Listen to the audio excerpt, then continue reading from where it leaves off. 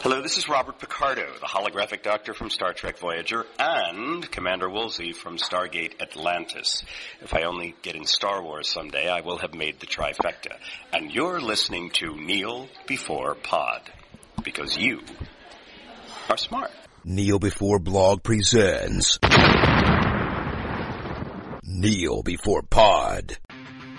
When I was a child, my planet Krypton was dying. Okay, not really, but my parents named me Craig Mackenzie, and I was put on this earth to consume nerdy content.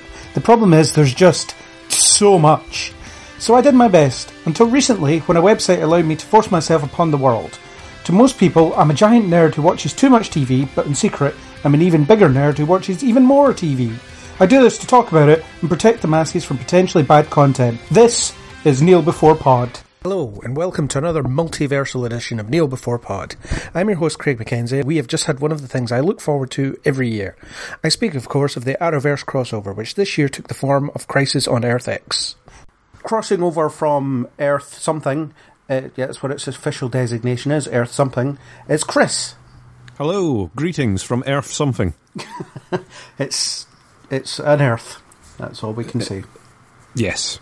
It's an Earth which is different from the others in one spectacular way, and that is that all superheroes are actually on superhero TV shows and don't exist. It's a very boring universe. I wish I was over in yours, but sadly, this Earth is all I've got.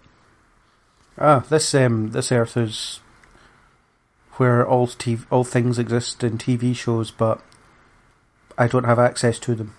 Yeah. It's a horrible Earth. Yeah, so we just had a crossover, big DC TV crossover, which has become an annual event across, well, this year 4 of their shows, last year 3 of their shows, the previous years 2 of their shows. So it's become a bit of a big deal. It's something that people look forward to. And it's happened this year. And what did you think, without spoiling? I think they learnt from some of the mistakes of last year. I do think it's got some little buggy, nitpicky things that you can go into, but I think overall it was very good. I'm going to say that it pretty much blew my mind. I thought it was great fun. The story was good. The story was what it needed to be. The crossover, it was a genuine mini-series crossover involving all 4 shows rather than Oliver Queen turns up for a Flash episode. Supergirl is kind of there, which, as you alluded to, the mistakes from last year. But it was great. It was just exactly what I wanted a comic book event crossover to be. And not to run comparisons, but it makes Justice League look like a student film. Not that all student films are bad. It makes Justice League look like a not quite bad as good student film. Yeah, you're not just a student film, you're a bad student film. So, yeah, that's what I have to say. Loved it, absolutely loved it. So, we'll just wrap up now? Nothing else? Yeah, let's wrap up. That's it. Thank you very much for coming. I don't have anything to say without spoiling it, so I think we should just dive in. That's why I was so quick with my sort of summary, because I kind of want to dig into it rather than talk around it. Yeah. Cool. Well, let's go into spoiler territory then. Very well, Captain. Right, now it's safe. We can say whatever we want. We are Yay! Within the bowels of Star Labs, or wherever is safe in these places. Well, Star Labs isn't safe. It's no. Game Boy level security. Yeah, lax security ever. I think it just has an open door, doesn't it?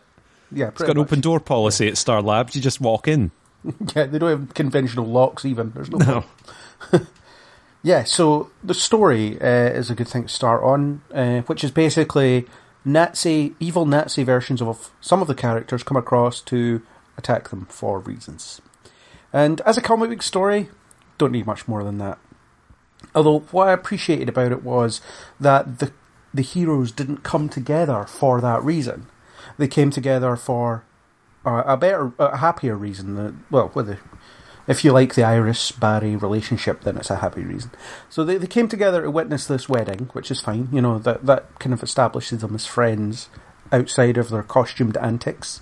And then the problem presented itself after that point. So I quite liked that approach. I thought it was more interesting to see they're not getting together because the world's ending. They're getting together because they're friends.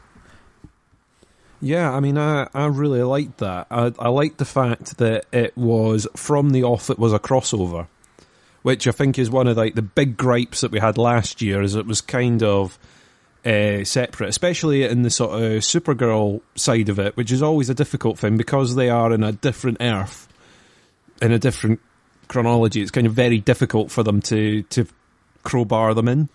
And last year it was kind of like there was an invite at the end of our episode and she crossed over. Whereas with this, they kind of jumped in right away, which I really liked. And it's this, like you say, just a little bit different. They're all getting together for something unrelated. Of course it's going to go wrong, but they all get together for something completely unrelated, and it works. Is a really neat idea. Not only that, the fact that you're kind of bringing evil versions of some of your core characters over means that they've got someone matching their power level. Yeah. Which is always a difficult thing when you've got someone like Supergirl sitting there, and you've got to do the obvious thing of, well, who's she going to fight that isn't going to, or how do you get her off the table without making it seem really clunky? And I think they managed to achieve that in this. Although, funnily enough, we said that was going to be bad in the films, with Lex Luthor's Injustice League concept. The idea of, let's find one person who can match this other person and, line them all up. But this is functionally what this crossover actually does, but I think it works. I think it's still got flaws in one or two ways, in the fact that you have got so many high-powered people there, and once you've got your heroes incapacitated to the level that they did, you then can't get over at which point do you stop supervillain grandstanding and kill them all. Yeah, and you come back to the Austin Powers thing. Yeah, you come back to so you sent them to the other Earth, and you chained them up, and you put them there just so that you could then take them out of that prison, line them up, and shoot them. Now, there was a much quicker way of dealing with this situation that would have given a lot less chance of escape. And it involves the point where they're all unconscious and you can kill them then. If all you were doing is sending them to a different Earth to kill them, then you kind of led to your own demise. I suppose it was in that scenario. It could have been that evil Oliver left them in the care of evil Quentin, and it was up to him what he did with them after that point. But why leave them to evil Quentin?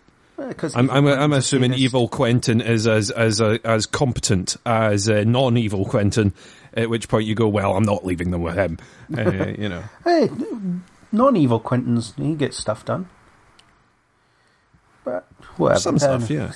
It's one of those things that's it would derail the story if you thought about it too much. It's just they don't get killed because they need to be in the other two parts. But I've got to be fair. I'm nitpicky in all these things, so I nitpick.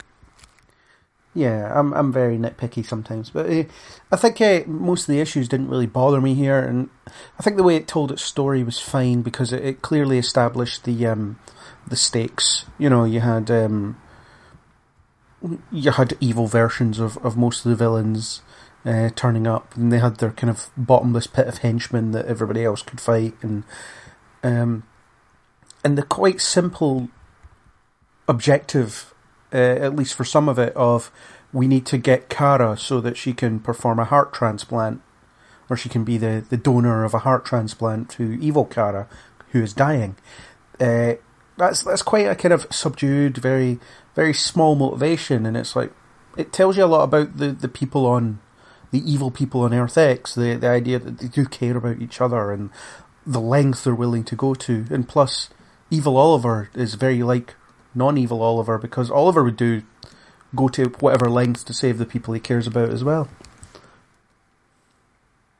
Yeah, I think bringing it down to that level was pretty good, actually. You've got to give them a reason apart from being all-conquering other universe Nazis. It doesn't make sense for them to try and invade another Earth, really, until you bring it down to that level of they want Kara for the heart transplant. Which is just a pretty neat concept. And like I say, you're having to be really nitpicky in order to pick holes in this, because I really did enjoy it from the off.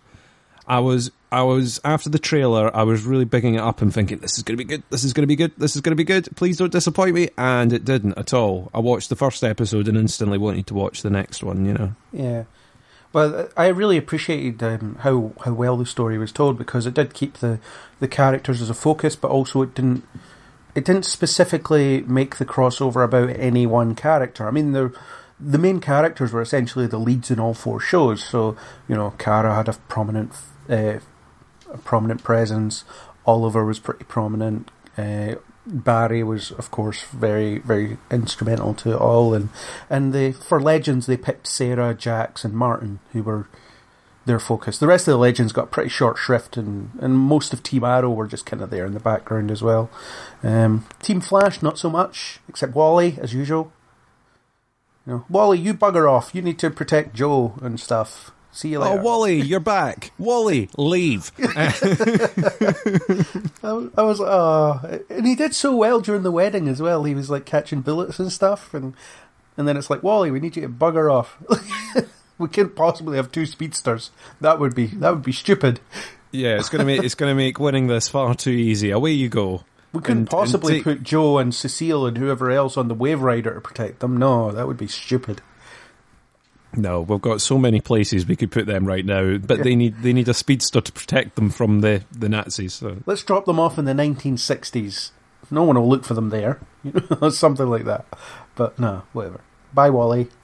Sorry. That's Poor guy. such a shame. Yeah. Getting stolen away just before the wedding. Just after the wedding. Well, I suppose just after, but just before the genuine wedding. Yeah, or the makeshift wedding, the final wedding. Yeah, whatever. But, yeah, I mean, they did quite well at picking what characters were going to give a focus, but I think considering the ensembles that they've got, they managed to cover their bases pretty well. I mean, they managed to give little bits of development for each character and little bits of build-up. Obviously, some get a bigger focus than others. You're never going to be able to tag all of them. But they gave most people something to do in there. They either had evil versions of themselves running about, or they had a little bit of plot development. Well, it's just like a comic book event. You know, these in comic book events, or in the good ones anyway, characters get plucked out of whatever they're up to at that moment, and they have to deal with a specific issue. This small, in terms of time scale, the smaller issue, you know, it only lasts a couple of days or whatever. What you get is you get little bits of what these characters are going through at that point, and more how they bounce off other people, you know, or each other or whatever else.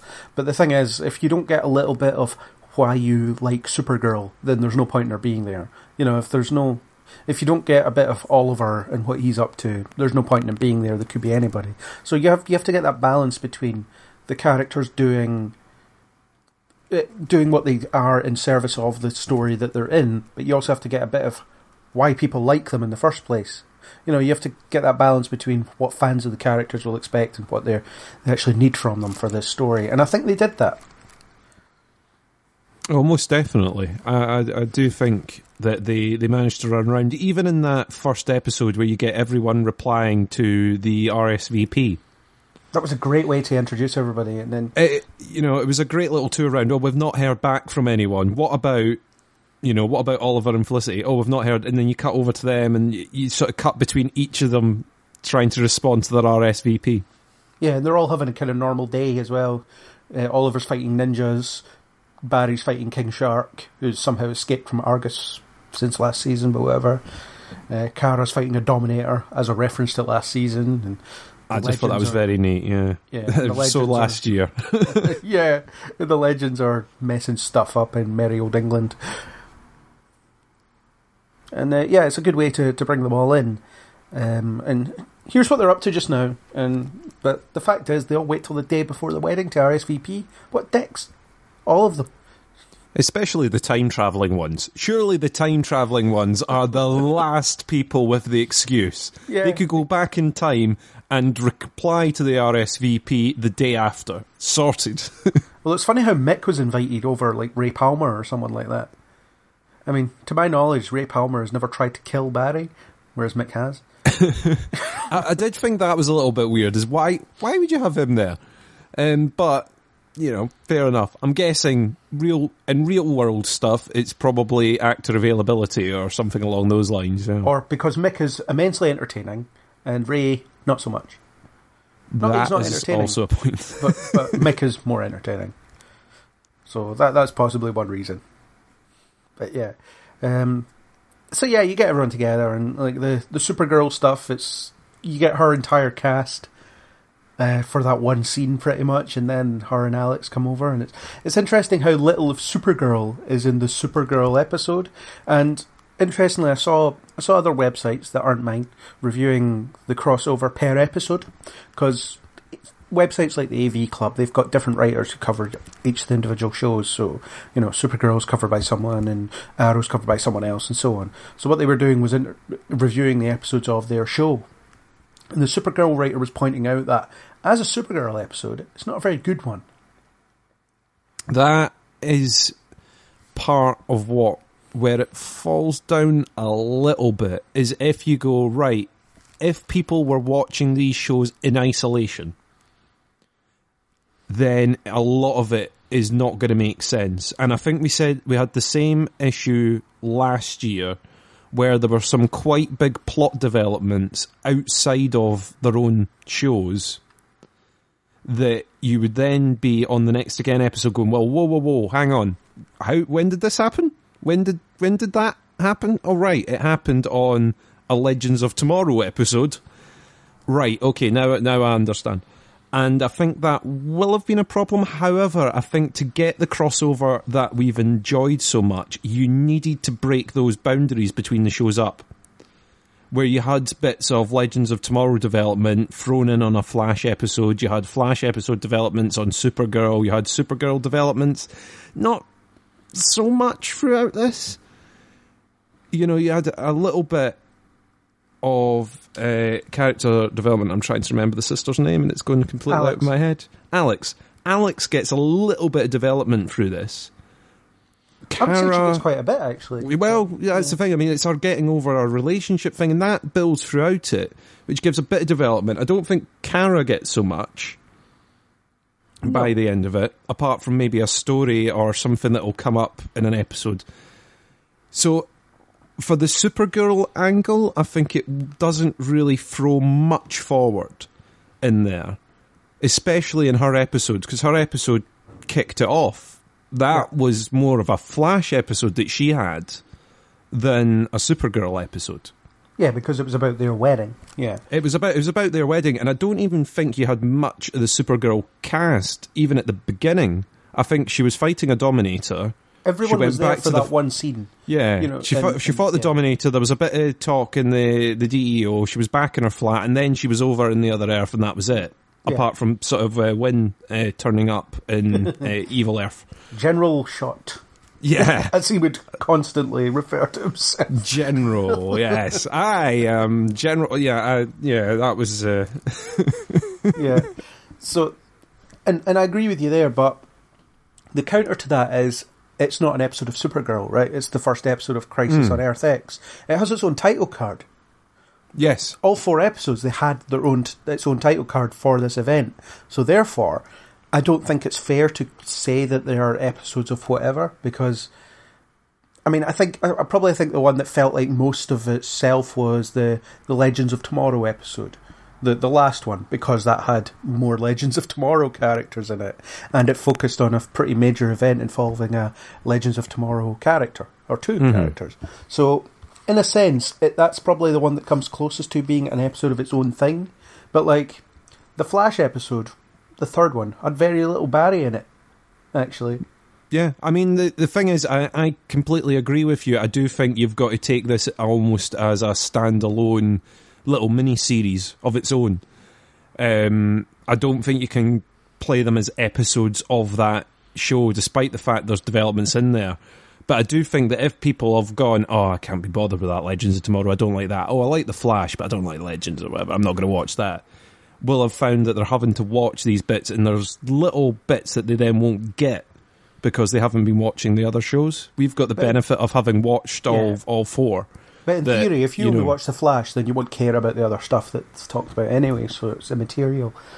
But then that would diminish the episode somewhat for you because you're then watching development that you aren't invested in, for want of a better thing. Yeah? That comes down to a different debate about whether it's engaging in of itself. You know, I can't imagine the Barry Iris wedding would interest people that only watch Legends of Tomorrow. Although it'd be weird if that's the only one you watched, considering it birthed itself from characters who were all in the other shows. But, you know, let's say for the sake of argument, that's the only show you've ever watched. You watched that from day one. You loved it. You know, you don't care about the other shows. And you're having to watch this wedding from two characters you don't know anything about, other than you saw them in last year's crossover. So, see, strangely, I do know one person who has watched Legends but hasn't watched all of the other shows, and that's because Legends started later and had less episodes, so they thought, well, I'll watch Legends first. Yeah. And I was like, well, it's got a lot of spoilers from the other shows in it.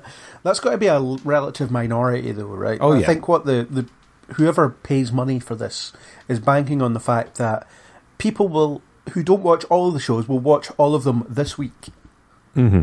And they will only... Maybe they'll only see it this week, or maybe they'll retroactively go and decide, hey, I quite like this Oliver Queen guy, I'm going to watch his show, even though it was the first one. But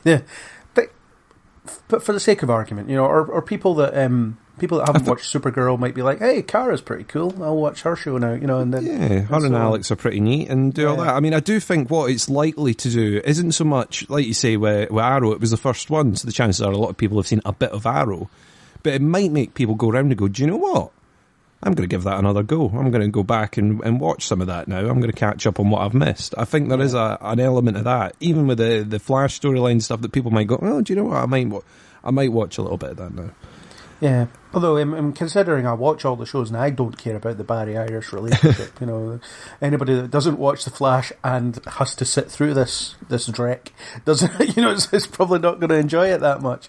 But the thing is, I thought there was enough going on that the whole lovey-dovey sentimental crap that was associated with the wedding it wasn't enough to bother me. You know, it wasn't overpowered. It wasn't overpowering compared to the other stuff, so I was okay with indulging it for a minute or two. Listen, I was just over the moon that by the end of this, the buggers were married. I was sitting there thinking, if this ends and the wedding still hasn't happened, they are not getting married ever. I do not want to hear about this marriage ever again. It's not happening. Yeah, that whole wedding scene at the end was really weird. It was like, all right, let's do this now. And then, like, Felicity was like, hang on, I think we should barge in on this. It's like, what is going on here? No one's annoyed at this. And I don't know how many people, like, okay, Joe doesn't get to be at her daughter's wedding, like his daughter's wedding. Sorry. Yeah, I've got to go and grab someone. Who does he go and zip and grab? Diggle. See, throughout the whole crossover, I was like, where the hell is Diggle? I miss Diggle. Where is he? Why wasn't he invited to the wedding in the first place? Well, now you know. He was sitting there with a stress ball. That's what Diggle was doing. He invited Mick Rory, but didn't invite Diggle. Yeah. Diggle, no, you stay at home. Well, he's still angry because he ended up with a son instead of a daughter, isn't he? He's peeved about all. He's now got quadruplets from the times that Barry's been back. But, I mean, we'll talk about what Diggle's been up to and more about the Barry Iris relationship when we come on to our mid-season thing.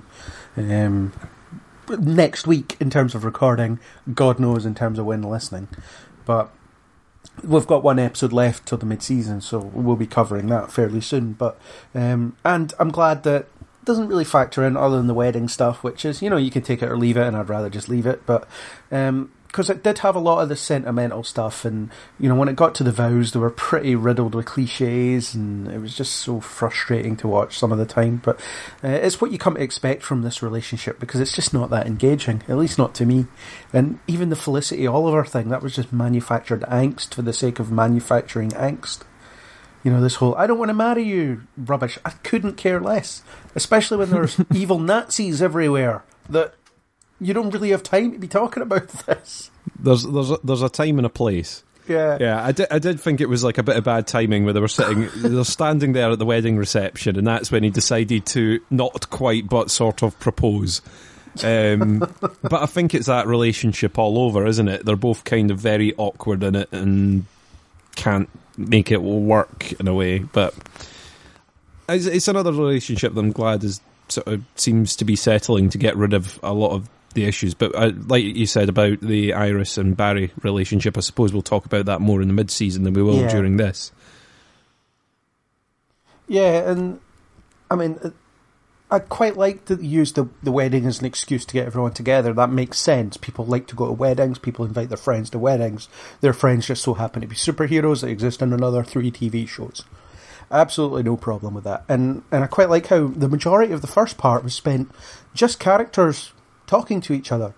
Because, you know, you get one chance a year to watch these guys get together from different shows. All right, sometimes there's periodic smaller crossovers throughout, you know, like Curtis turning up on a screen or whatever else. But, like, I don't think anyone really cares what Curtis thinks about what Curtis thinks about Ray Palmer and all that stuff. Oh. Well, you know, compared to, like, Oliver Queen talking to Barry Allen, right, last year. Okay, yeah. Yeah. I mean, I like Curtis. I interviewed him. Well, he actually plays him anyway, not the character himself. Because that would be difficult, because he doesn't exist on this Earth. Yeah, not on something Earth. He does exist on on several others, but not something Earth. Yeah. So, yeah, so you get one chance a year to get these characters together. So, previous years it's been done a bit of a disservice, because what happens is the problem kicks in pretty early on, or they're getting together because of the problem. So therefore, they've got less chance to just be around each other. And it turns out when they're around each other, it's some of the best stuff. No, I agree with you. I think they've managed to make these characters interact in an interesting way, a true to form way, really.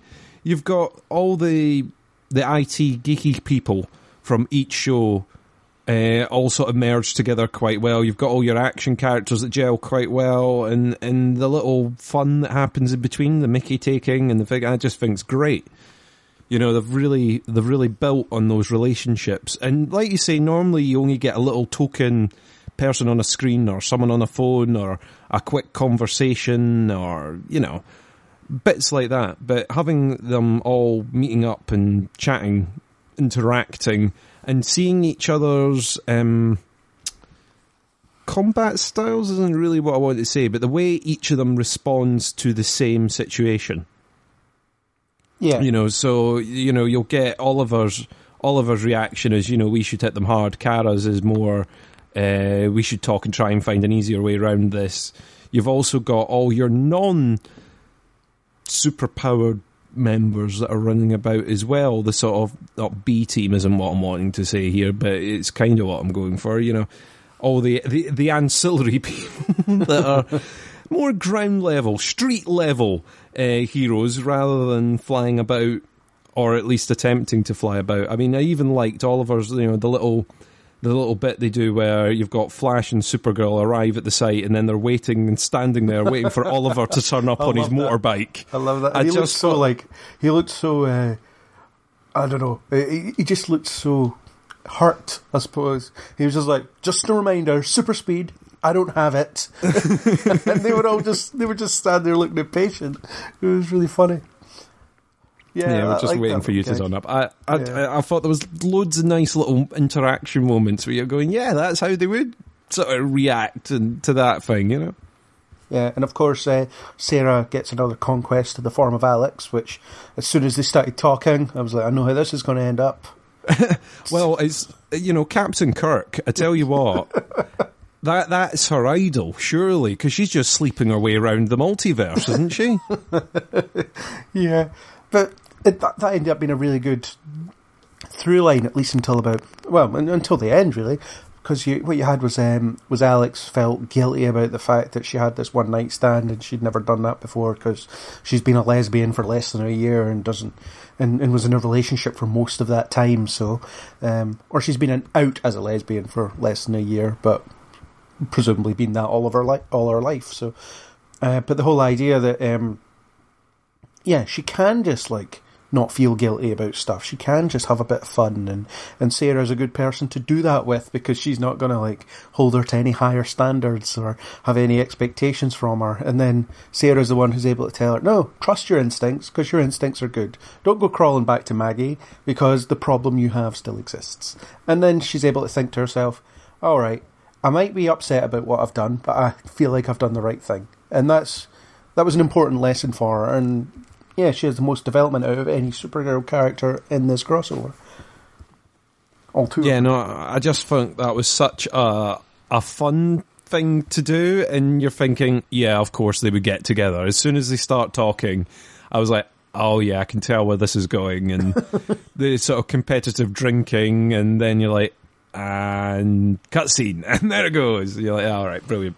And also even liked how, Alex was really really uptight about it, and Sarah was pretty casual about it.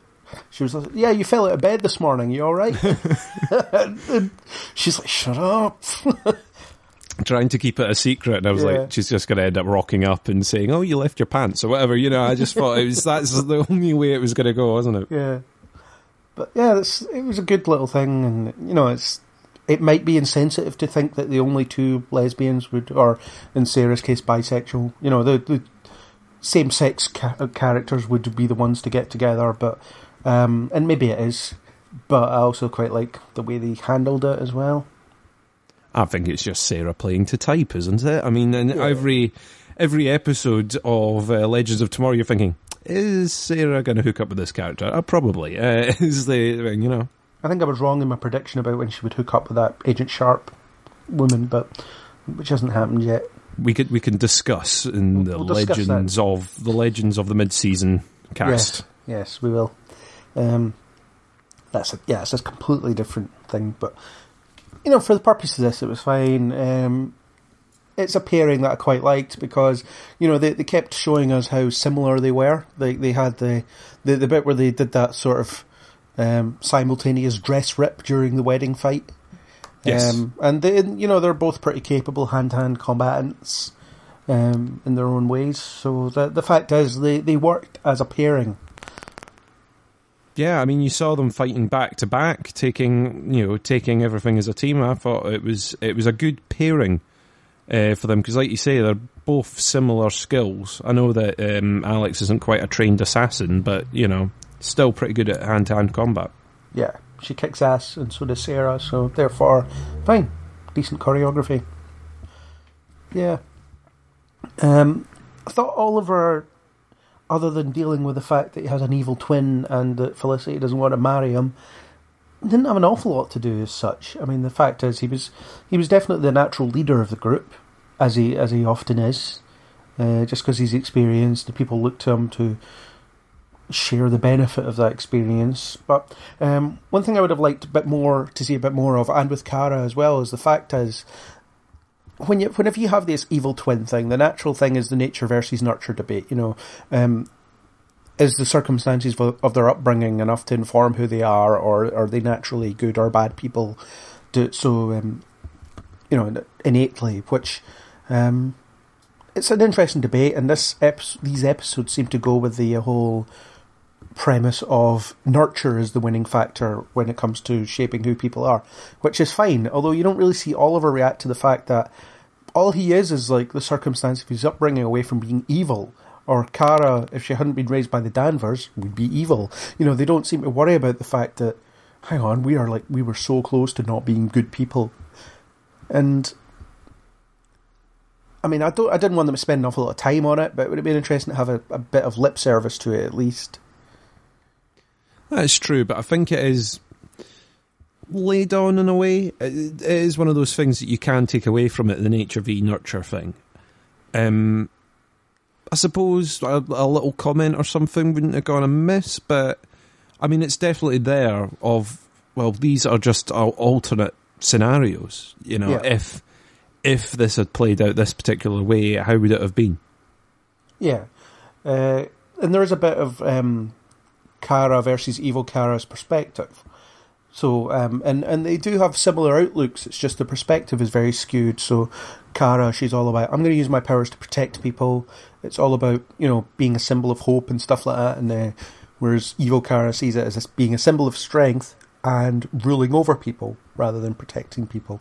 So it's kind of, they both agree that they should use their powers as an example, but they disagree in what that example should be. So that was an interesting angle, and the conversation she had with herself in the last episode, or the second to last episode, was interesting in terms of getting that across. And Melissa Benoist did a fantastic job playing both roles. I think they both did, really, of sort of managing to switch between. Because it must have been a hell of an awkward shoot doing that. Yeah. Because they must have been just shooting against doubles a lot of the time, and then having to go around and do the same scene again, but as the alternate them. Yeah, there was very few moments where they were on screen together, so there was all that shot, reverse shot stuff going on. So it was so what you would probably have is Stephen Amell would film half a scene, then he'd film the other half of the scene, and then they would stitch it together, and then they would do some compositing to show that they're in the same room together periodically. Yeah. But I would actually say that Evil Oliver and Normal Oliver were less different in the way they were portrayed. Yeah, but Oliver is always one of these characters that's very close to particularly being evil, not so much kill everyone, Oliver, but, you can tell that he's, through previous seasons we've explored that, how close to maybe not quite being the good guy he is. Yeah. I mean, there were still differences, still important differences, and you could still tell them apart in their performance, but there was less in it, and I think, Evil Cara was a lot different than regular Cara, but it was fine. It was just interesting to see, and I wonder if normal Cara will take away from the fact that she could have a costume with trousers. I may have hated that Nazi version of myself, but trousers, much better. I don't know. Could happen. If there's one lesson I'm going to learn from all of this, it's that my outfit could do with an upgrade. Yeah. I actually quite really liked that it was our Earth 1's Eobard Thawne that was behind it all, or was at least allying himself with these Nazis. And the implication is that he was responsible for the Nazis winning World War II somehow. It was implied, it wasn't specifically dealt with, but the reason I like that is it gives a connection to the whole Earth X conflict that that we can relate to as an audience, because we know Eobard Thawne, and he's been a thorn in the side of two different shows. So bad pun alert. He's been a problem on he's been a problem on two different shows. So the fact is, we know him. He's a significant presence in the Arrowverse, and it does give that grounded connection, because it gives Barry a personal stake in the fight, but it also gives it the fact that this isn't just some kind of nebulous threat from far away, that there is something to it that connects it. No, I think definitely. I mean, my only problem with putting a character like that in is, and I'm going to say this again, is the power levels thing. As Speedster is like a really, really high-end villain. Yeah. Especially when you're then combining it with, a Supergirl clone, or, a different Supergirl, an evil Supergirl, it then makes it very difficult for your the ground level heroes to compete. And you do sit there thinking, you're fast enough to zip in there and rescue Nazi Oliver and Nazi Cara, but you're not quick enough to go in there and just snap everyone's neck as well while you're in there. It's like, zip in, take them out, and then just disappear. Like, all right.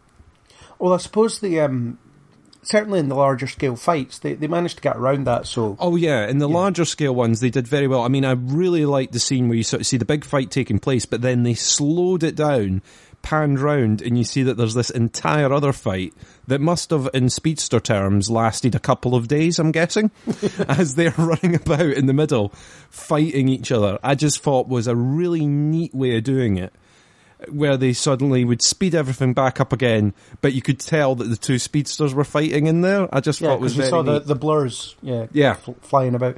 Yeah, and the thing is, it answers that question. Why isn't evil Supergirl killing everyone? Because Kara's dealing with her. Why isn't Thawne killing everyone? Because he has to deal with Barry, Yeah, and then it gives a reason as to why Barry and Kara are not dealing with the minions as well. Yeah. Why are the street level people not being taken out in the meantime? Oh, that's because they're both occupied, therefore everyone else has got to do their bit. Yeah, and it's a good use of it's a good use of your characters. You have this action scenes that has everyone in it, and you get everyone involved in their own different ways. I mean, you don't have to have all these group shots of them standing next to each other to prove that they're in the same fight, although you do get that, when they all, despite the fact that walking in sort of a big line into battle has got to be the least practical way of doing it. Cool. Just looks so cool. It's like, yeah, look how many superheroes we've got, guys. Look, we've got everyone here, and there's a couple that can fly, so we've got them in the background, and the other ones are just casually walking. Oh yeah, this is so cool.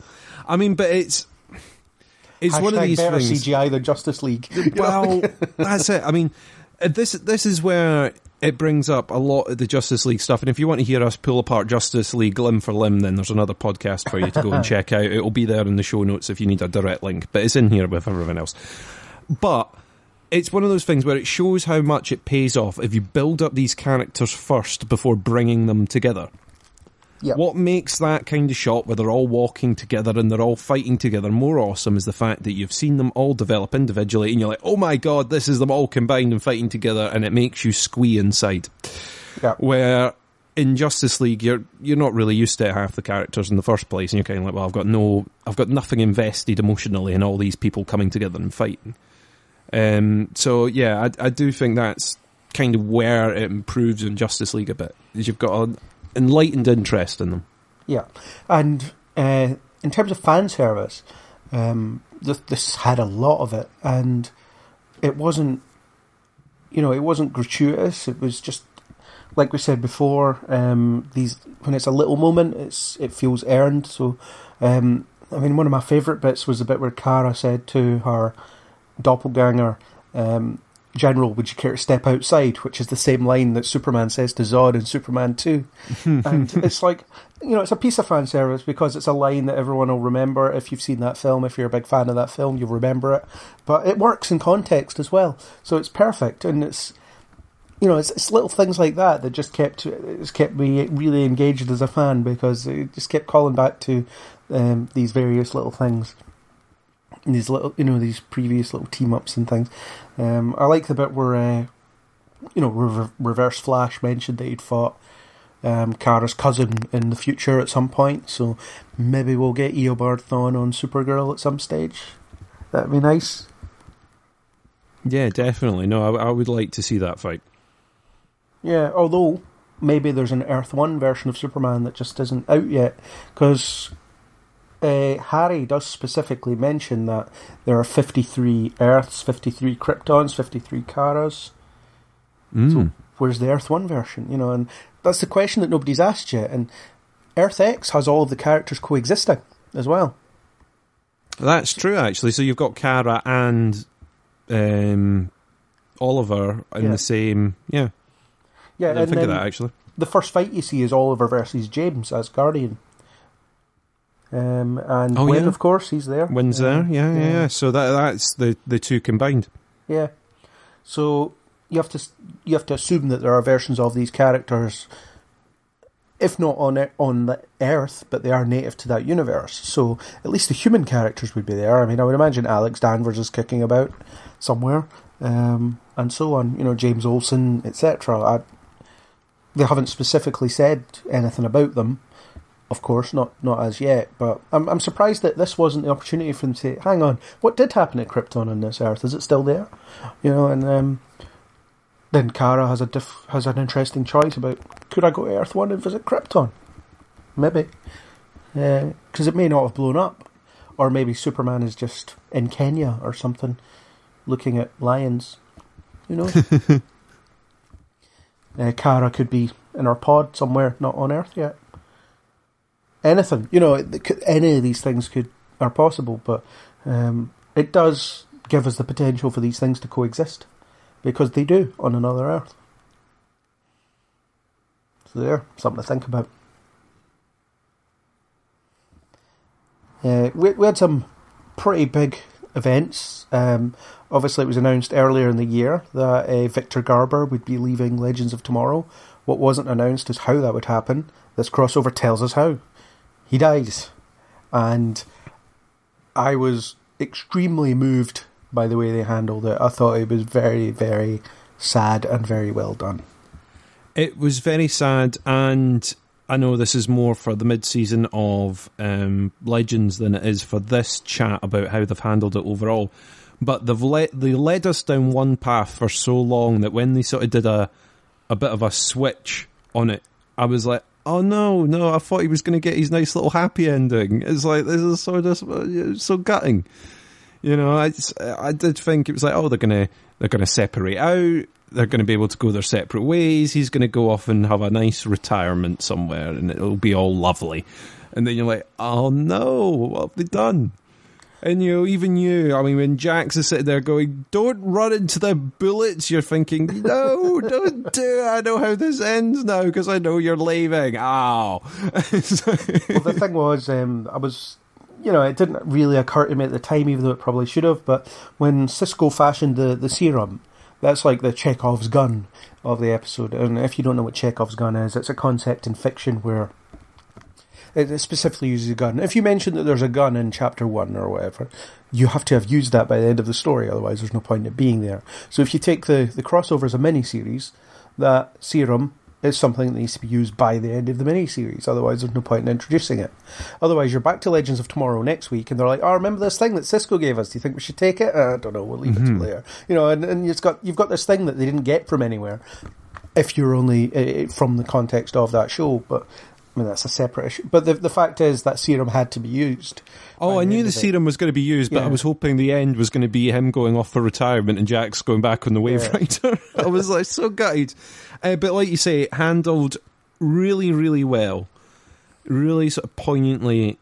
And all the legends kind of get the little moment to mourn. You see them each getting told or each discovering it. And even the way Sarah handled it, I quite like when she walks in on Jax. I thought was nicely done.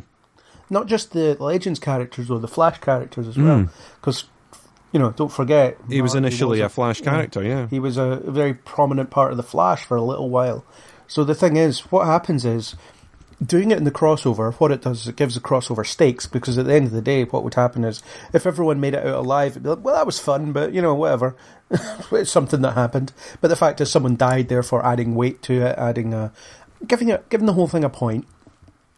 And the death actually becomes something, rather than something that affects the team on Legends of Tomorrow, which would have been enough, but it's something that affects the entire universe that these shows live in. Except Kara, she just doesn't know who he is. But, like that. But it is something that resonates, and the fact is you got to see everyone reacting to it more or less, and then fighting for him, fighting for his memory became the motivation for the final battle. It added weight to it, and it was necessary, even though Jax wasn't seen again until the end of the episode. During the fight he wasn't anywhere because, there's no use for him now that he doesn't have any powers. Sadly. But yeah, something to talk about in the mid-season, but I fully imagine that future version of his grandson will be the other half of Firestorm. Definitely potential, but like you say, it's more a Legends of Tomorrow chat than a crossover one. For next week. So, yes. Or whenever. In our timeline. Not yours. Yeah, that's it. So it was really good, it was really impactful, it was really sad, really emotionally resonant, and I mean, they normally screw up deaths in these things, and I hope this one's permanent. I mean, not that I don't like Martin Stein, I think he's a great character, but we've had so many deaths that aren't permanent. So let's let it be permanent. I get the impression it's going to be just through the way they're talking, and if anything, it'll be flashbacks or a little... Because of the way Legends works, time travel and things, you may get them dropping in on a younger Stein or a different version or whatever, I don't know. But I think Earth X, past. I think the actor will show up, but I don't think it'll be the same Stein that you see. Yeah. Yeah, and obviously there was a dead character that manages to sort of come back as a result of this, is Leo Snart. Yeah. Citizen Cold from Earth X. I liked him. I like that he was, he was just as theatrical as the version we know and love, but also quite different, a bit about planning, where he was like, that's terrible advice, I plan to the second. The other Snart's like, yeah, I'll have a plan, but it probably won't work, so we deal with it. Yeah, plan for the plan not to work is the other one, and he's going, no, I plan everything meticulously in great detail. I'm like, great. No, I always love that character. I think it's just played to such a ridiculous, not melodramatic level, but on that kind of vein, over the top villainy. And to play it the other way around, going, you can't just kill people, you can't just burn everything. I loved it. I just thought it was done so well. Yeah, and the bit where he was talking to Mick about letting his feelings out and not drinking his feelings, and it's like the same dynamic but slightly different. And and obviously he's sticking around for a little while for reasons that I don't quite understand. Am I going to go back and protect my Earth with my life partner, or am I just going to stay here for... Why? Yeah, if anything, you're thinking, well, one of you should stay, and it should maybe be the one from this Earth. I'm just saying. Yeah. If there was one that was going to say, well, I hope you don't mind, but I'm going to stay. If there was one character that was going to say that, or I was expecting to say that, it was not him. So yeah. The impression I get is they want to give Snart a bit of a victory tour in some way, because Wentworth Miller has said that he's going to be, hanging up his cold gun pretty soon. Like, he won't be in the shows anymore. He's given all he can and he's going to leave forever. So this could be a bit of a victory tour for him. Maybe he'll go around all the shows and perk up everyone's day. Maybe he'll be on one show. Who knows? I don't know what they're doing with him. Once he says that he's staying, you don't find out where he goes. So, yeah. It's interesting though. And I liked his relationship with Ray, or the Ray, because as pointed out, his secret identity is his name with "the" in front of it. It's not exactly the most conspicuous. I did, and I really liked Russell Tovey in this. I thought he was quite a neat character, and even when they first introduced him, I was like, "Oh, is that? I've not seen him in ages," and something. So no, it was nice. It was nice catching that character. He's going to be voicing the character in an animated thing on CW Seed called, I can't remember what it's called. Freedom Fighters, I think. It's set on Earth X and they're fighting Nazis. So, obviously. So I think that's a bit of a tease for that. Because he is someone that seems to come kind of from nowhere. Although he is just a superhero that's native to Earth X. But then they mentioned, he's from Earth 1. I'm like, alright, how did this happen? Why is he there then? There's an interesting story there that's not been told. But he was a character that I was actually... I was hoping that both of them would stay, to be honest. Because I wanted to see a little bit more of him. I really liked him. Yeah, I loved his team up with Barry where they were fighting Red Tornado. Yes. That was cool. And again, even though it was a Flash episode, Barry wasn't the focus of the action scene. He was, the Ray was. Barry was there for backup, but it was his sequence, because it was his big moment. It was his introduction kind of thing. With his costume and all that cool stuff. It was a cool sequence. He didn't really do anything in the last battle other than like fly around and shoot beams. But, he's there. So it is one of those ones where it is difficult to give everyone the right time, but I do think they handled it pretty well. Yeah. And he had his big showcase in the third episode, which is where it belongs, because that's on, well, it's not his Earth, but his Earth, because that's where he lives. Yeah, it was fascinating, and to see that character just introduced out of nowhere, and you get enough of it. And I think his relationship with Leo does ground the Earth X stuff a bit, because it adds a bit of personality to it, adds a human face to what they're going through. So the idea is they are a gay couple, and they're being put in a gas chamber because they are a gay couple, or one of them is anyway. So that's the problems. That's the kind of stuff they have to endure all the time. And it gives you that kind of, this is pretty horrible, rather than Nazis, definitely horrible. It gives you an example, I guess.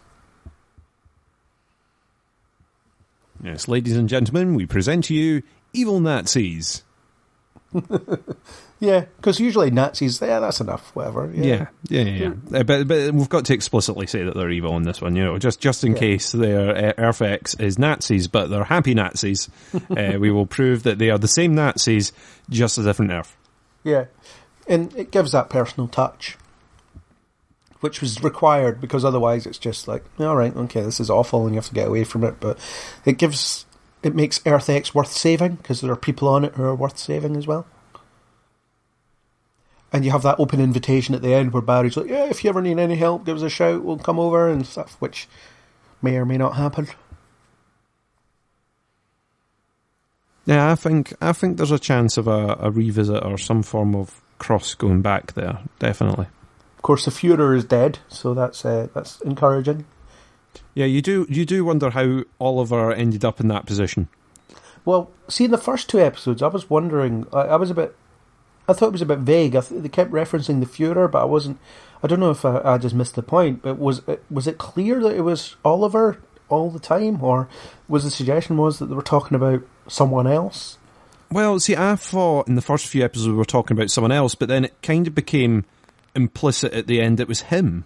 Yeah, well, it was definitely him. It was definitely him at the end, but at the beginning it was left like, oh, it could be anyone, because it didn't seem to me at the beginning as if he was the guy that was calling the shots. Yeah. You know, when you see the first sort of scenes of him defending the the factory where they've got the machine, and he's stealing all the bits and pieces and he's going back, I always got the impression that he was reporting back to someone at that point, but he was the person he was reporting back to. I don't know. I said in my review that I was hoping it would turn out to be Superman. That would have been pretty awesome, actually. That or would Barry, have been but yeah. Well, it needs to. You would think that if there was someone that was going to be commanding about Supergirl, it would need to be someone of equal power level to Supergirl. Yeah. Rather than Oliver. You know, you would think it would be someone like Superman or the Flash, or or even Fawn to a point. Yeah. But it wasn't. It was Oliver was the Führer, and Supergirl was in love with him. Or Overgirl, I think she was called.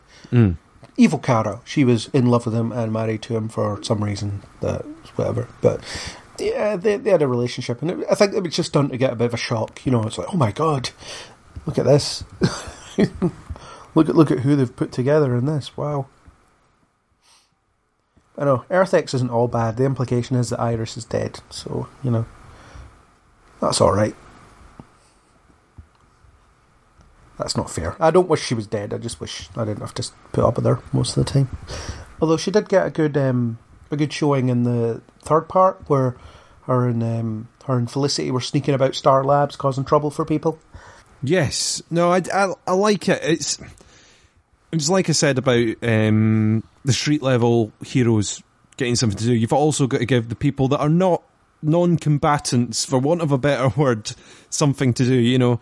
Give Iris the chance to sort of show off by going about the back of Star Labs. Give Felicity some typing to do, and it helps out. And I do like the dynamic between them. I do find it slightly funny that, and I think we've mentioned this on another recording as well, of, well, who do you invite to the sort of bridal shower, to the hen do? Of course, you invite Felicity, who I don't think she normally sees very often, and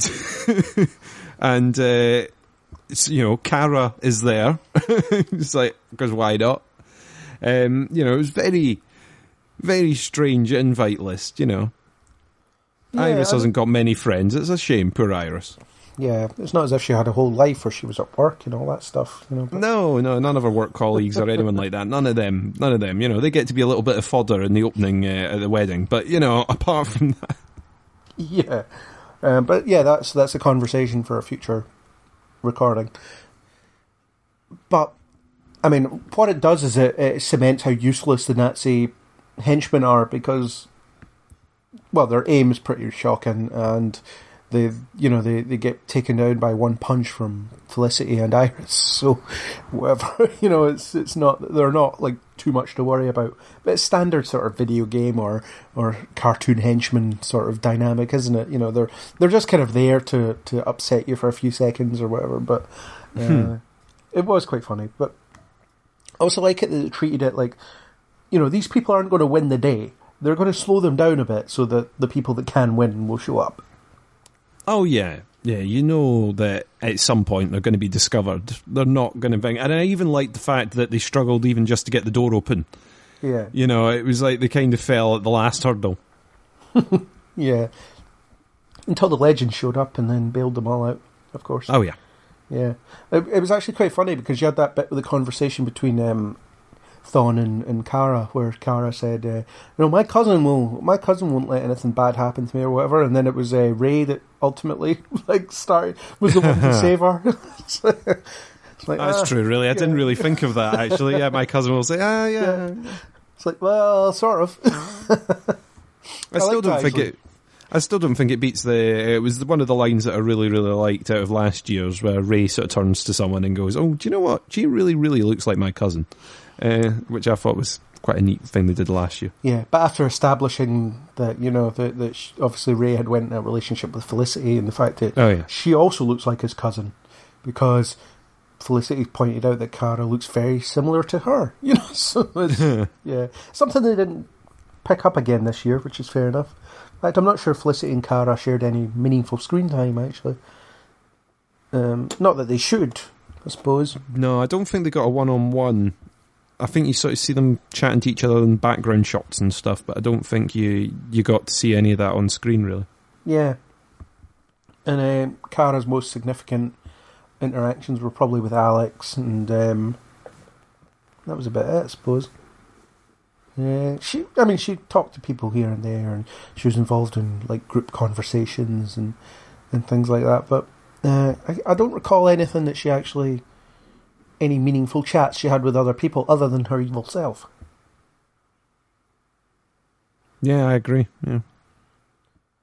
Again, not that she had to. I think it was fine just having her be floating around, chatting to different people, and obviously she was willing to sacrifice herself to save Iris and Felicity, which she would do because that's who she is, even though she was about to get her heart ripped out. Poor girl. But she was all fine for the last battle, so that was okay. She was back up to full strength. Yeah, I was worried that they were going to bench her for like the rest of the crossover. It was going to be somewhere, well, she's tied up in Star Labs at the moment, so, please hold. But, No, she just fought herself. And yeah. And I thought Harry was good value throughout as well. The bit where he was in the prison, he was throwing the ball around, and it was really annoying Cisco. That was priceless. Cisco, who was knocked out for the entire second part, incidentally. I think mainly just to give a plot reason why someone wouldn't zip over to Earth X and get the gang back. Yeah, it was weird that it was. They were like, we have to get to the facility rather than let's wait for Cisco to wake up. He'll save us.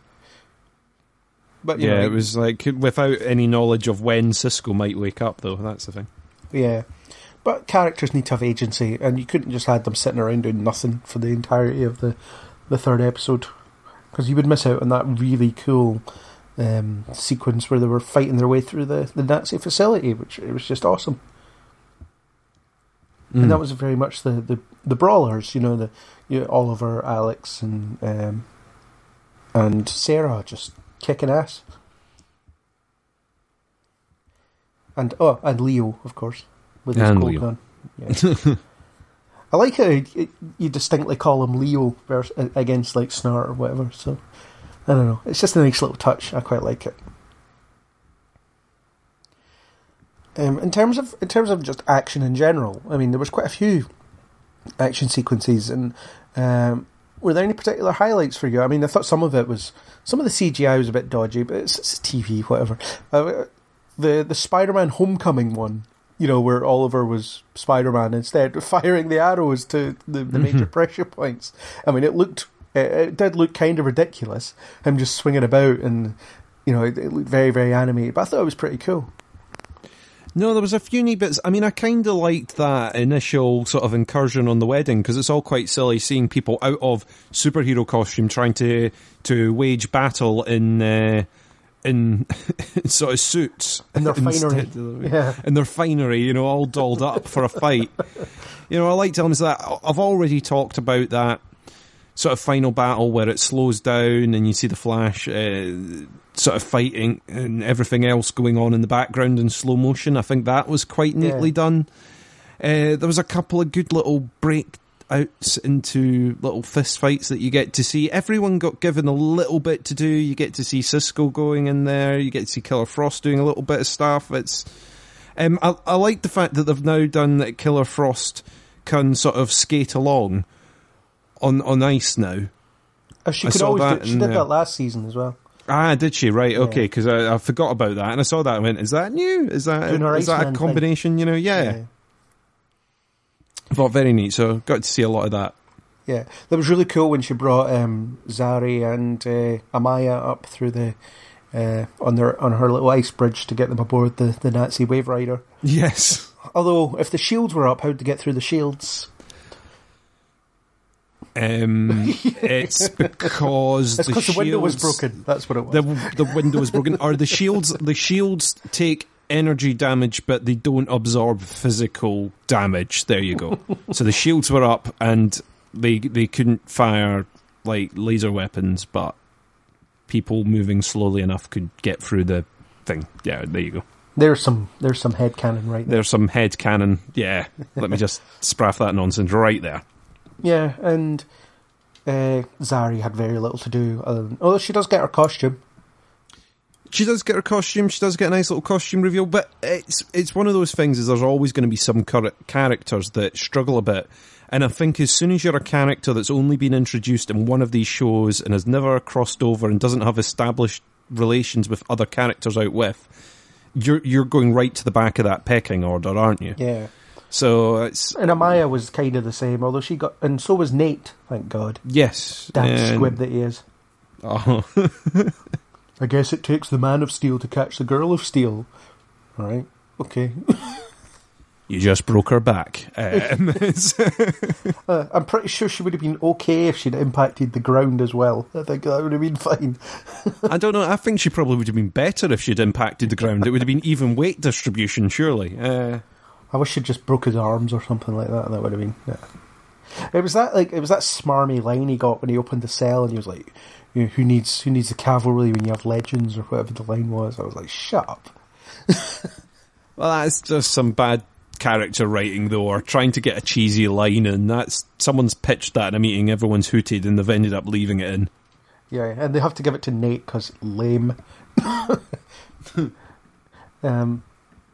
yeah, Ray was kind of underplayed as well. He did have that moment where he was reassuring Caitlin about the whole Stein situation, where he was like, well, his boundless optimism always wins, and he's like, well, we have a lot of smart people on this ship, so we'll figure it out. Turns out we won't, but we might, But we might. Yeah. And it was the father-son thing they built up with they've been building that since day one, but the particular attention they gave to it in these episodes, you got to have that proper father-son goodbye. It was very well done, and it was great for Jax, and the fact that Jax said that, he was all well and good to have Martin go off and be with his family, but also he didn't want to lose him either. Like, he didn't care about the powers. It was that he didn't want to lose him. I liked that angle of it. I really did, where he was sitting there going, it's not the powers, it's my dad. I'm losing my new dad kind of thing. And I just thought it was played, like you say, it was played really, really well. I've liked the way their relationship has sort of struggled and won back and worked through the series. I mean, we'll discuss it more in Legends, I think. But, no, definitely, I like the way it was handled in this. Yeah. And, I mean, this is completely going randomly in a different tangent, but one thing I was wondering in it is, like, where did Oliver get kryptonite? That is a good question. I mean, Barry did say, why have you got kryptonite? And he says, in case an evil her ever showed up. Reasonable, right? But also, where did he get it? Yeah, because I suppose in this Earth there hasn't been the same meteor shower that of remnants of Krypton for him to pick up kryptonite. Yeah, or also there are no Kryptonians. There are no Kryptonians, so why would you... Yeah, I suppose it's one of these things of you're going to have to assume that he hunted out kryptonite, but how did he even know about kryptonite? I mean, it's not hugely important. There's only There's only one thing that can take her out, and we know what it is. And we've got and some. Oliver I don't know. Queen would absolutely have prepared for that, of course. Oh yeah, he would have, but you're still, it doesn't answer your original question of where and how and why in the first place. How would he know and all that, yeah. Maybe off screen he got Cisco to go get some for him, he put it in an arrow, and then that was it. I don't know. He could have it built into the lining of his costume. Just so that anytime Supergirl's near him, she's like a bit... What do you think of my kryptonite buttons that I've got sewn onto this lovely Archer's costume? Yeah. It's like, well, I'm going to stay over this side of the room now. I don't know, I wasn't that bothered about it. I was like, it's not a very Oliver Queen thing to do. Although he probably shouldn't have announced that's what it was when he was firing it. He was just lucky that she wasn't listening. Yes, I'm about to kill you with my weapon. Just saying. Any minute now. Yeah. Unless you stop me, which you won't, because I'm going to shoot you. Oh, yeah. Yeah, it was a cool sequence, that, though. It was just the way that all three of them were together in one, in 3 against 3 equivalent powers. That was good. And, the wedding stuff, I mean, we've talked about that a few times, but I quite liked the strategy of it. I mean, it's so often that you have these fights where there's not really any strategy to it. So, like, Evil Oliver was a sniper, shooting arrows at people from a distance, and everyone was doing their little bits, and then Oliver got Cisco to move him up to the where his doppelganger was and fight him there. So, to even the playing field that way. But it was a nice little piece of strategy there. I did like Oliver's little pocket arrow set. Did you see that? His little sort of expanding arrow thing that he just happened to be carrying in his wedding suit. I was like, okay, well, sure, of course he would have one of them. Why not? Never leave home without it. Yeah. Never leave home without my little convertible shooty arrow set. I got my wallet, phone, keys, portable bow. Portable bow, archery set, all that sort of stuff's there. Big, massive quiver, I'm assuming, because of the amount of arrows that he shot off.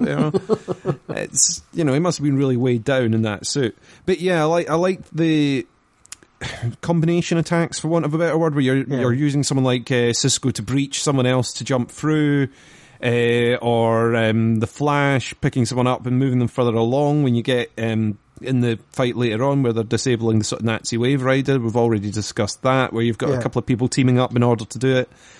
Yeah, there's some neat little combos that they do, which I think was just well played. I mean, they must have sat there and trying to work out who's going to be doing what during these fight scenes, and I think they chose quite well, really. Well, the sheer scope of most of them was really impressive. I mean, it was very much warehouses or city street stuff, which is stuff they always do. They have to fight somewhere, fair enough, and warehouses easier to get cameras into. Funnily enough, so but there happens to be lots of them around about film studios, which are nice and cheap to use. Indeed, not a problem. But the way they had to map out what everybody was doing and make it happen was just, an impressive feat for them to accomplish. Because if you focus your attention on any given part of the screen just to see what, and in the wide shots, you'll see that people are doing stuff. Different people are doing different things. It's not just. It's not like in The Dark Knight Rises, for instance, where you just have henchmen falling over in the background because, even though they haven't been touched, because they think you're not looking there. But I think if you were to look in different corners, you would see stuff going on. And I think it's a testament to the choreography on these shows. I think they've always been good at that. And it's probably some of the best work they've ever done in these particular episodes. Yeah, I think so. I mean, because I've very publicly criticised some of the fight choreography in a couple of the opening episodes, I think, this year, where there's been bits where you've gone, hang on, how did that person get from there to there, and why is that? Whereas with this, they seem to have really tidied it up. Definitely, yeah. And there was always little elements they kept introducing that were pretty fun, like the Earth X version of Metallo. That was cool to see. The Terminator is essentially how he looked, with a green beam in the middle of his chest, but fine. It looked cool, and then later on it paid off with the Legends getting a hero moment as they all worked together to pound him until he blew up. even though he's ostensibly alive. But I suppose the kind of stance everyone took was, these are Nazis, it's okay to kill them. So yeah, I mean, it was a good combo attack, like you say, everyone working at the same time to take him out, you know? Yeah. And it was quite a small thing, but it was the bit where, who was it? It was Dinah, I think, that said, this is like the Terminator, and then Cisco started laughing, and he's like, I love a pop culture reference in a life or death situation, or whatever the line was, words to that effect. It was just really good, you know. It was just like, again, they kept it focused on the characters, even in these moments where it could have just given way to CGI the whole time, but there was always little character beats, and like I mentioned earlier, the general, would you care to step outside, it's a very good little character moment. And I liked it when Harry said, you have to take her up, and away. Yeah. That was so one as well. Tom Cavanaugh doing a great job of pulling double duty again, as he always does. Yeah, pulling double, sometimes triple or quadruple duty on these shows. But no, yeah. I liked it. I liked him turning up in the little wheelchair for the first bit. I was like, why would he even do that? Why would he do that apart from just to go, yeah, why not? I'll just drive about for a little bit in my wheelchair, just reminisce of the good old days. Well, it's the same excuse with the wearing the Harrison Wells face. Oh yeah, yeah. Why are you wearing the Harrison Wells face? And the answer is, I felt like it. You know, I felt like it. I wanted to just to be a bit of a douche. Yeah. Here I am, and he rolls about. You know, great. And I liked the tease of like the, you know, who knows what face I'll be wearing when I next see you. It's like, yeah, we could cast anyone in this role now. Yeah, we've established that he likes to play around with faces. Anyone can play this now. Fine, not a problem. Although I would like to see Matt Lesher again. Yeah, I think he'll come back, but I don't know whether it's sort of I'll say it again, but kind of like a budgety type thing where they go, well, we've already got this guy, we've already got him here, so yeah, we'll do him. And not only that, he's quite fun to play about with. So, but it also keeps the relationship, the villain relationship between him and Barry, because Barry knew him predominantly with that face, so therefore the emotional connection is easier to make. He's only seen the Matt Lesher version a couple of times, you know, and so yeah, that's more strong. That's more a Legends villain, isn't it? That character than yeah, like you say. And Ray pointing out, I thought that jerk was dead. That was funny. Mm-hmm. Although interestingly, you had two characters called Ray, and they tried not to have them in the same scene together, just to confuse matters. Well, otherwise you end up with the obvious comedy thing of Ray's doing different things or doing the same thing and doing all that, which is quite an obvious thing. Whether they managed to stick away from some of that, yeah. There just wasn't time. I think I'm pretty happy with how it all turned out. I think the weakest episode was probably the second one, mostly because the long period of time where just different groups of people walked into a room and talked about their feelings, and it was this pretty obsessively structured bit where this is the bit where everyone's going to get together and talk about their feelings, and it was just these different pairings, and like I said before, it was the Oliver Felicity marriage conversation that I couldn't give two craps about, and you know, you had these little things, and it was just, there are bigger and better things to be worrying about right now, and we don't really want this little section. It's not needed. Mm-hmm. But that was the only weak link, really, that particular part. Although I would say the third part, maybe not quite as strong as the rest as well. It's kind of the middle section of the story where it starts to sag a little bit, I suppose, those two parts. And then the bit at the end of the second part where half the team are on Earth X, half the team are captured by the Nazis in Earth 1 Star Labs. It's like, that's the perfect midpoint, because that's the heroes are at their darkest point there, and they have to kind of claw their way out of that. And then the third part had a bit of meandering to it where they were just hanging around chatting for a bit, which, you know, it kind of has to happen, but at the same time, not all of it was that interesting. Yeah, I kind of think the first and the last episode were probably the strongest, in my opinion. You know, there's obviously elements of the setup and elements of the sort of closure that are a bit but I think they were probably the best overall, with the ones still providing a very good filling, though. That's the thing. I mean, it wasn't that the whole thing sort of stalled and fell apart as they waited for the closing episode. It kept the pace. It kept going. And if you look at it as a 3-hour film, it's maybe 20 minutes here and there that it's sagging for slightly, and not massively, but just a little bit. It's not, it isn't deal breaking. It's not as clumsily structured as last year's crossover, where you've got Arrow's 100th episode in the middle of it, which was going to be difficult for anything, but it just meant that the alien story took a back seat. I never felt like the story was taking a back seat to anything here, because it was all about that very singular thing.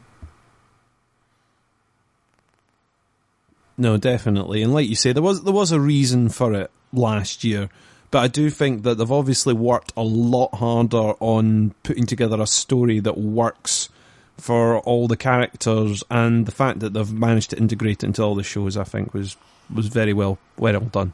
Yeah. I'm struggling to think how they can top this next year, though. It's going to be difficult. I mean, they've set themselves a really high bar. Yeah. Really, really high. So I don't envy the people that are sitting down to go, so, next year, what are we going to do? So who can we kill off in next year's crossover? Yeah, one of you has to die. So, I don't know. Maybe next year they can do the death of Superman. No. That would actually be an interesting crossover idea, to be fair. Superman it would be. Dies, Take and everyone goes to help Kara for a bit.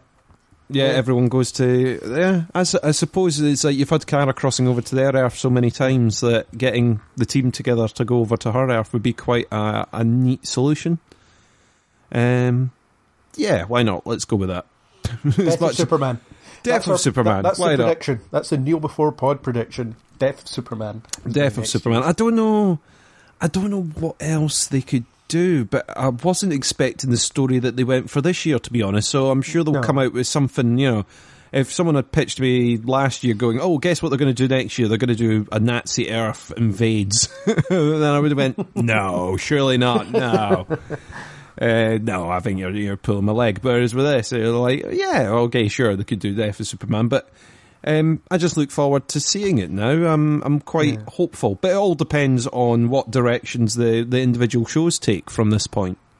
Yeah, there's almost can't we have this every week sort of argument, but yeah, there's definitely elements that I'm going, because we've got to go back to normal next week, and there's not going to be all this sort of cool fun. We're going to be back to the usual stuff, but yeah. But I'm sure they'll get back to normal in the other shows, and they'll be enjoyable in their own right as well. I think something to come on to a bit next week again, or whenever we do it. But the thing is, I think all 4 shows are relatively strong at the moment. Certainly they're all watchable. I mean, to varying degrees, but they're all doing good things with their current seasons. So that kind of helps. I mean, the characters and the shows are in a good place, so therefore the foundation for the crossover was in a good place as well, because the creative team that work on all these shows are doing good work. So you would think that they might do good work for the crossover, and they really brought their A game in terms of bringing something that people would enjoy and that would please the fans. I think they did a sterling job with it. I agree. I don't think I can add. I don't think I can add much more to that. I think they've done a sterling job. I really do. After last year's one, I was kind of like, "Oh, please don't disappoint me," and I think they've really, really upped their game with this. I think it benefited this year from. I mean, last year the behind the scenes things were, they didn't know they were getting Supergirl in it till pretty late, so they decided. So they had to do some jiggery pokery to make her part of it, which meant it felt like at points she wasn't that big a part of it. But this year it was all about, we have all these 4 shows, we can plan it around these 4 shows. So that's why on each of the shows you've had, you've had episodes where characters disappear for a while because they have to do a lot of crossover filming. So, you can see why. I mean, again, something else to come on to next week. We're like a DC film here. We're promising stuff that will be delivered later. Listen to this. It tells you about something that's going to happen later. But the idea is there was an entire episode of Supergirl where Alex and Kara were in it, pretty much. So, and here's why. what you had was, I think you had the Flash episode that focused on the villain. That's where you get time off for the Flash, the other characters to film stuff. And I guess Arrow's had a subdued role for Oliver Queen this season anyway. So again, that gives him time. Legends, you just focus on whoever you want, and then the others that you're focusing on can stick on to this. So I think they definitely compensated for it time-wise by factoring it into the story threads of the other shows, and it gave everyone the time they needed to commit to all the scenes they needed to commit to.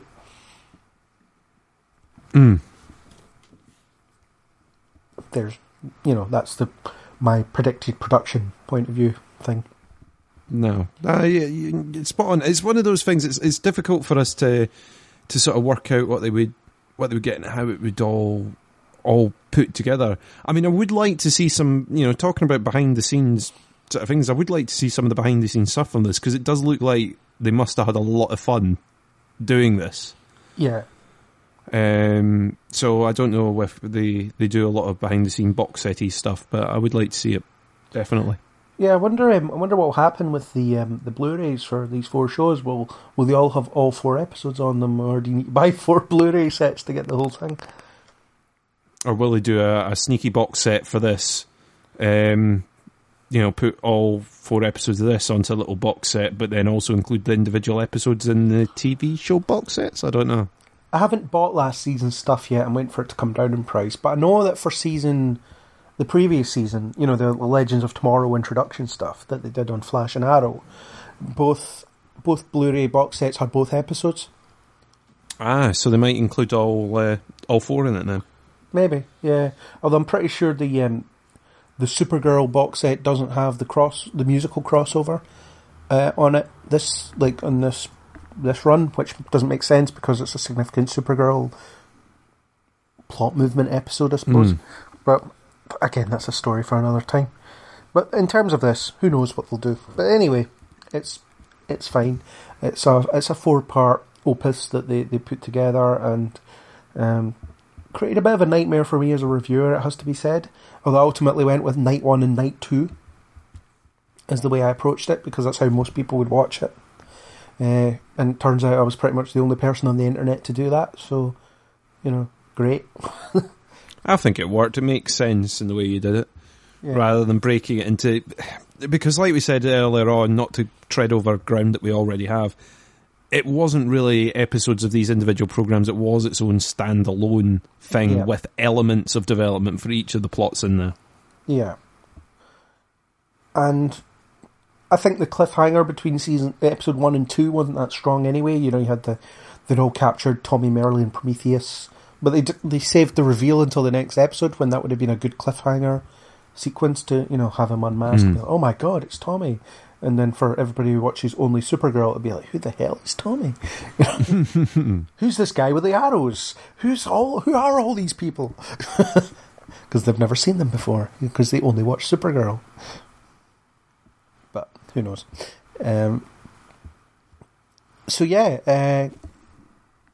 Unless you have anything else, we could probably wrap up. No, I think I'm probably ready to go back to my own Earth now. Oh yay, own Earth. Earth something. Earth something, yeah. Off I go. Off I go. I've decided that I'm on Earth somewhere. Oh, you're Earth somewhere, I'm Earth something. Excellent. Okay, cool. Cool. That makes sense. That makes total sense. Makes absolutely no sense, but whatever. Well, you can... I don't know. Do you open the breach? Does someone else open the breach for me to go through? I can't remember how this works. Someone will open a breach. Have we got a machine? I don't know. You need to book an engineer, and and then the wrong engineer will come. He'll be like, "No, I'm not the breach guy. I'm the guy that fixes the time machine. I'm the time machine dude. I don't do the breaches." And then the next person will come along, and it'll be another time machine guy. And you'll be like, "Oh," and they'll be like, "Oh yeah, you've got to book another slot," and then it won't be a week until you can get that in, and it'll say they're going to come in the morning, but it won't tell you when, and then 2 will show up at the same time, and it's nightmare. That's exactly what's going to happen. Oh, it's horrible. Multi-dimensional travel. It's a problem. It's a nightmare. Yes. So, we will be back for mid-season stuff pretty soon. We have a Christmas special in the offing as well. That's exciting. We will have Star Wars, which you may not be involved in, just depending when you actually get to see it. Yeah, it depends on when I go, yeah. December's going to be pretty busy for people that edit podcasts. By people that edit podcasts, I mean me. I need to get my Earth somewhere, somewhat duplicate to help me out with podcast editing. Earth somewhat to duplicate, okay.